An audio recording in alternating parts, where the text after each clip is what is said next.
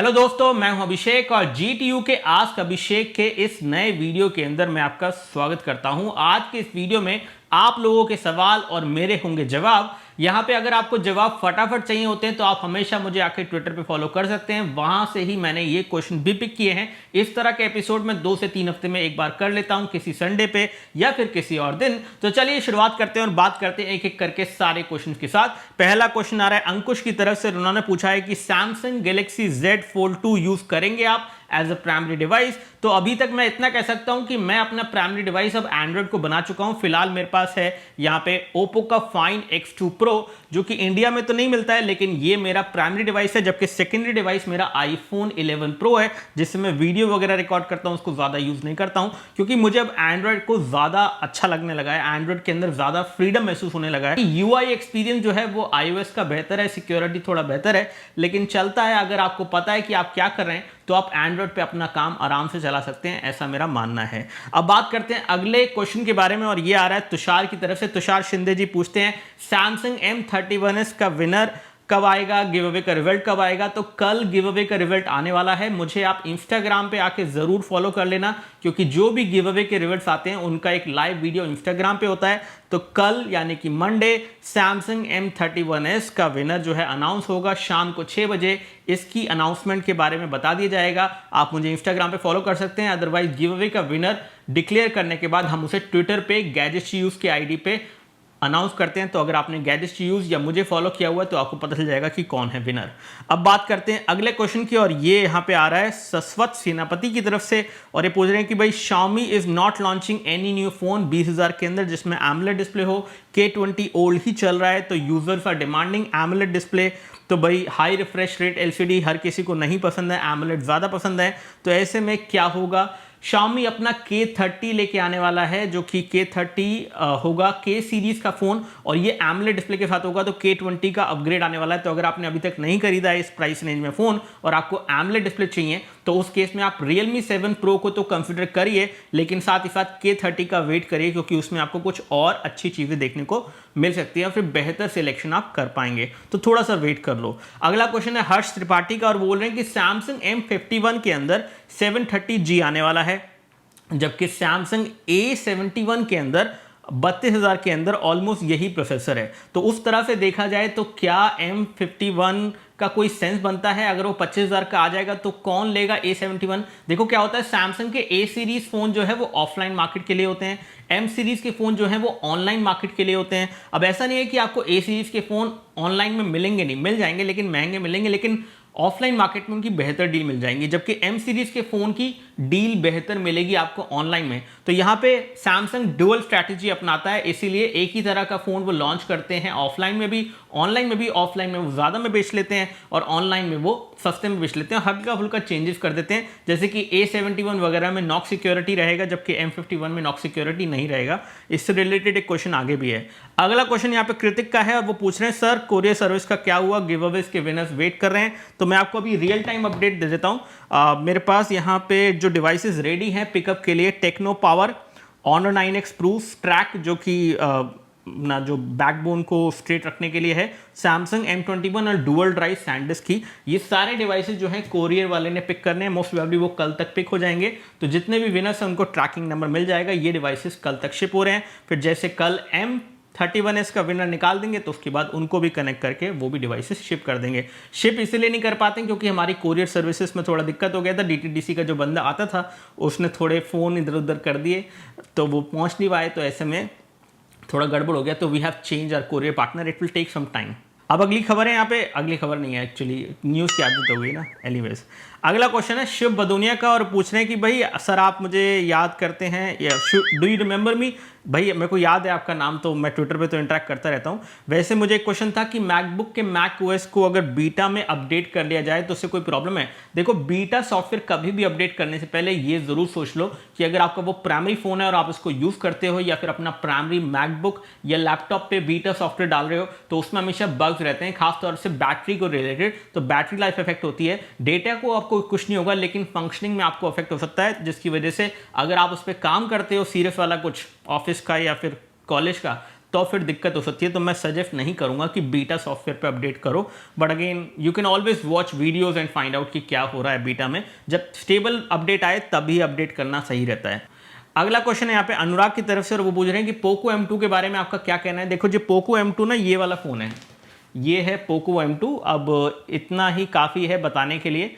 ये है Redmi 9 Prime जो कि पोको M2 के नाम से लॉन्च हो चुका है। अब पोको M2 लेना सही रहेगा या फिर ये, मैं इतना कहूँगा कि पोको M2 के लिए जाओ, क्योंकि उसमें एड्स कम मिलेंगे Xiaomi के, और पोको जो है डेफिनेटली एक बेहतर यू कैन से कि बेहतर सॉफ्टवेयर एक्सपीरियंस के साथ आता है। अदरवाइज फ़ोन सेम है, ये और वो उन दोनों में सेम है, बस उसमें 6 GB की रैम मिलेगी पोको M2 में, जबकि Redmi 9 Prime में 4 GB तक की रैम मिलती है, लेकिन वो थोड़ा सा महंगा है शायद। अब again I am not sure, उसकी प्राइसिंग अनाउंस हुई नहीं हुई, लेकिन मुझे लगता है थोड़ा सा महंगा ही होगा। अगला क्वेश्चन आ रहा है जितेंद्र की तरफ से, पूछ रहे हैं sir kindly suggest better image quality on Realme X3। देखो Realme X3 पे अगर आपको बेहतर फोटोज लेने हैं तो उसके लिए या तो आप ओपन कैमरा एप्लीकेशन यूज करो, या फिर आप गूगल कैमरा, अगर उसके लिए आ गया है जी कैम, अगर आपको मिल जाए तो वो लोड कर लो। उसकी जो डिफॉल्ट कैमरा ऐप में कई बार उसमें फोटोज इतने अच्छे नहीं आते हैं, तो उस केस में आप हमेशा इन दोनों एप्लीकेशन में कोई एक यूज कर सकते हो। अगला क्वेश्चन आ रहा है हर्षित की तरफ से, और पूछ रहे हैं कि भाई Realme वाले इतने सारे फोन लॉन्च कर रहे हैं, 500 रुपए के डिफरेंस में है ये फोन्स, तो ऐसे में इतने फोन लॉन्च करने का क्या मतलब है, और साथ साथ पोको की रीब्रांडिंग के बारे में आपका क्या ख्याल है।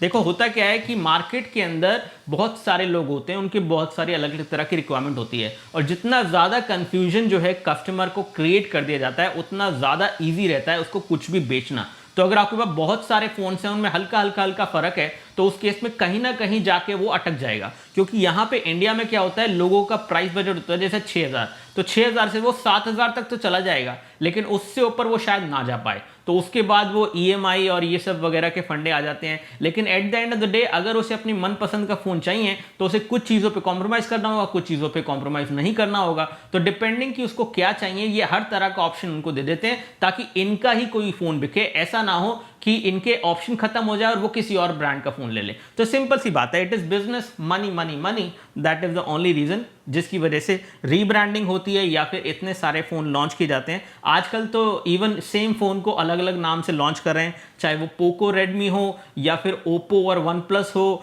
या फिर और कुछ हो, रियलमी हो, ये सब यही सब कर रहे हैं, काम कर रहे हैं एक्चुअली में।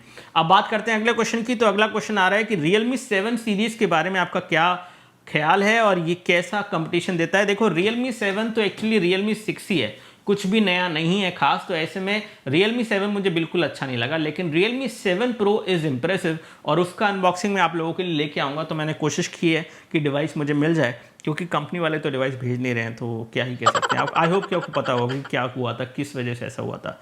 अगला जो क्वेश्चन आ रहा है वो है TWS के बारे में। 5000 के अंदर बेस्ट TWS बता दो। तो 5000 के अंदर बेस्ट TWS है वन प्लस के बड्स, जो कि बहुत अच्छे हैं। लेकिन प्रॉब्लम यह है कि अगर आपके पास वन प्लस का फ़ोन नहीं है ना, तो आपकी टैब की फंक्शनैलिटी, वो सब चीज़ें आप जो है कस्टमाइज़ नहीं कर सकते हो। कहीं ना कहीं वन प्लस ने वन प्लस बड्स को लिमिट कर दिया है, लेकिन मेरे हिसाब से वो बहुत अच्छे हैं। अगर आपको किसी और ब्रांड के चाहिए जो कि आपके फ़ोन के साथ प्रॉपरली चल जाए, तो आप ये ले सकते हो। अपना वीवो के जो TWS आए हैं वो भी बहुत अच्छे हैं, और ओप्पो के एनको करके कुछ हैं, वो मैंने यूज़ नहीं किए हैं, लेकिन वो अच्छे हैं जैसा मुझे सुनने में आया, तो वो भी आप ले सकते हो। अगला क्वेश्चन जो है यहाँ पे सोनू की तरफ से है, वो पूछ रहे हैं Amazon Blink क्या है सर। Amazon Blink एक तरह का होम सिक्योरिटी कैमरा है, जिसके अंदर आपको बैटरी लगानी है और वो 6 महीने से 1 साल तक चल जाता है। वो मेरे पास है कैमरा, मैं US से लाया था, अच्छा है, लेकिन प्रॉब्लम ये है कि उसकी जो रेजोल्यूशन है वो इतनी अच्छी नहीं है। तो अगेन अगर बंदा ठीक से दिखेगा नहीं तो फिर क्या ही फायदा है उस कैमरे का। अगला क्वेश्चन लिपासा का है, और ये पूछ रही हैं कि कैसे वो Honor 9S के अंदर गूगल का वॉइस असिस्टेंट यूज कर पाएं। तो ऐसा नहीं कर पाएंगे आप, क्योंकि गूगल का सपोर्ट तो है नहीं। जो उनका इनबिल्ट वॉइस असिस्टेंट होता है, जो कि ऑनर की तरफ से, Huawei की तरफ से, वो आप यूज कर सकते हैं। That is the only way you can use you can use voice assistant over there on that phone. अगला जो क्वेश्चन है यहाँ पे वो है कालीन की तरफ से, और पूछ रहे हैं कि सर PUBG वापस आने के लिए कुछ करेगा नहीं करेगा। देखो PUBG आ सकता है वापस, लेकिन मुश्किल है, क्योंकि गवर्नमेंट ने बैन लगा दिया, ऊपर से टेंशन बहुत ज़्यादा चल रही है। तो जब तक PUBG नहीं आता तब तक तो आप वेट कर सकते हो, या फिर फौजी खेल सकते हो, जो कि कुछ दिनों में आ जाएगा। अक्टूबर तक में फौजी करके जो गेम है रिलीज हो जाएगा। उसके बारे में जो अच्छी बात है वो यही है कि अगर इस गेम को आप खेलेंगे तो वो गेम जो है कहीं ना कहीं एक कंट्रीब्यूट करेगा एक फंड की तरफ, जो कि आर्मी के सोल्जर्स के लिए है। पता नहीं क्यों ऐसा लग रहा है कि ये कॉपी ना हो और कुछ अच्छा हो तो बेहतर है। तो मुझे उम्मीद है कि अच्छा गेम निकलेगा, लेकिन अभी तक कुछ खास इन्फॉर्मेशन है नहीं। अगला जो क्वेश्चन है वो है स्मार्टी की तरफ से। स्मार्टी एबिट पूछते हैं क्या लगता है Xiaomi का रेफ्रिजरेटर कब आएगा। देखो Xiaomi का रेफ्रिजरेटर कुछ 2-3 सालों में तो आ ही जाएगा, इतना सब कुछ इन्होंने लॉन्च कर दिया है। Xiaomi IoT प्रोडक्ट्स की तरफ बढ़ रहा है, तो रेफ्रिजरेटर भी लॉन्च करेंगे ये लोग, देखते हैं कब आता है। अगला क्वेश्चन जो है वो है आलोक कुमार की तरफ से और पूछ रहे हैं कि Samsung M51 में नॉक्स का सपोर्ट होगा नहीं होगा। मोस्ट प्रोबेबली नॉक्स का सपोर्ट नहीं होगा, NFC हो सकता है। नॉक्स का सपोर्ट इसलिए नहीं होगा क्योंकि वो A सीरीज के फोन के लिए सैमसंग बचा के रखते हैं, मतलब it is like a private वाला फीचर, जो कि वो कहते हैं कि भाई हमारा A सीरीज का फोन लोगे तब मिलेगा फीचर, वैसे नहीं मिलेगा। अगला जो क्वेश्चन है वो थूर की तरफ से और वो पूछ रहे हैं कि भाई central government have plans to launch Fauji game, why did they ban PUBG in the first place and if PUBG was so bad कि उसको अलाउ ही क्यों किया। PM Modi pressed PUBG while addressing students. देखो सीधी सी बात है, अगर आप देखोगे PUBG के बारे में तो PUBG को खुद नहीं पता था कि वो एक्चुअली में एकदम से बैन हो जाएगा। ये तो पता था कि बैन हो सकते हैं, लेकिन जो चाइनीज की एप्स है ना, उनको डेटा स्टील करने के लिए या फिर वो सब चीज़ों की वजह से जो कि चाइना को वो दे सकते हैं हमारा डेटा और उससे साइबर अटैक प्लान हो सकता है हमारे ऊपर, इस वजह से बैन किया गया। अब फौजी जो है एक अपॉर्चुनिटी है जो कि एनकोर वालों ने यूज़ करी है ताकि वो एक ऐसा गेम लॉन्च कर दे जो कि सब लोगों को चाहिए। तो वो PUBG जैसा गेम ही लॉन्च करना चाहेंगे डेफिनेटली, इसलिए उन्होंने नाम भी ऐसा रखा है। अब देखते हैं कि क्या होता है फौजी गेम के अंदर। पैट्रियोटिज्म या फिर देशभक्ति से उस चीज़ को लिंक ना ही करे तो अच्छा है। ये अच्छी बात है कि उस गेम का कुछ रेवेन्यू जाएगा हमारे सोल्जर्स की तरफ, जो कि अच्छी बात है। लेकिन गेम जो है थोड़ा ऐसा होना चाहिए जो गेम तक ही रहना चाहिए, वो इधर उधर घुसना नहीं चाहिए कि ये आप देशभक्ति के लिए गेम खेल रहे हो। मतलब मुझे तो ये मजाक लगता है कि अगर आप गेम खेल रहे हो देशभक्ति के लिए, अगर देशभक्ति करनी है तो एक्चुअली में आप दिल से करो, एक अपने एफर्ट से करो, अपने एक्शन से करो। ये गेम खेल के देशभक्ति क्या होती है ये मुझे समझ में नहीं आता है, सॉरी। आई होप कि समझ पाओगे आपकी मैं क्या कह रहा हूँ। तो ये थे आज के सारे क्वेश्चंस और आप लोगों के सवालों के जवाब। मुझे उम्मीद है आपको वीडियो पसंद आएगा। इस तरह के और वीडियोस के लिए लाइक एंड फॉलो कर लीजिए। जय हिंद, वंदे मातरम, बाय बाय।